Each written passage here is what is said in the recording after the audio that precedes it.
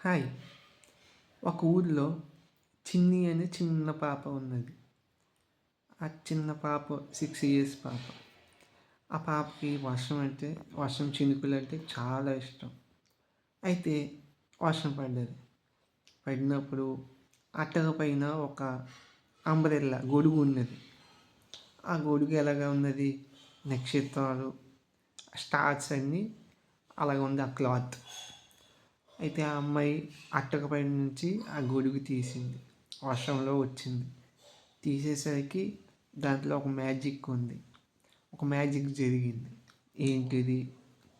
ఆ గొడుగు ఓపెన్ చేసిన వెంటనే చినుకులు మిఠాయిల్లాగా, చిన్న చిన్న చాక్లెట్లలాగా చేంజ్ అయిపోయాయి.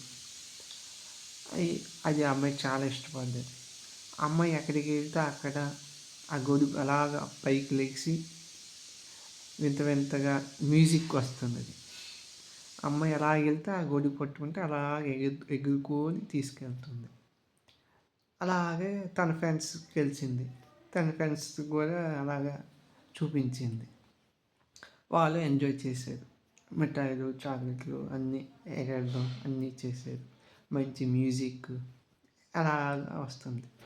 సాయంత్రం అయ్యింది. ఈవినింగ్ అయ్యేసరికి ఆ అమ్మాయికి జ్ఞానోదయం అయ్యింది. ఏమని? అయ్యో! అన్నీ మిఠాయిలుగా మారిపోతున్నాయే చినుకులు. మరి ఎలాగా చెట్లకి ఎలాగా అని. అప్పుడు ఆ గొడుగుని కోరుకుంటుంది. ఏమని? మాకింక చాలు. ఈ మిఠాయిలు, ఈ అగరదాలు, ఈ మ్యూజిక్కు, చెట్లకి నీళ్ళు కావాలి. ఇవి ఆపేసి చెట్లకి నీళ్ళు ఇవ్వు అని అంటారు. అప్పటి నుంచి ఆ గొడుగు మిఠాయిలు అన్నీ ఆపేసి చెట్లకి చినుకులు వాన కురుస్తుంది. దీన్ని బట్టి అర్థమైంది మీకు స్టోరీలో? నేచర్ని మనం ఆస్వాదించాలి.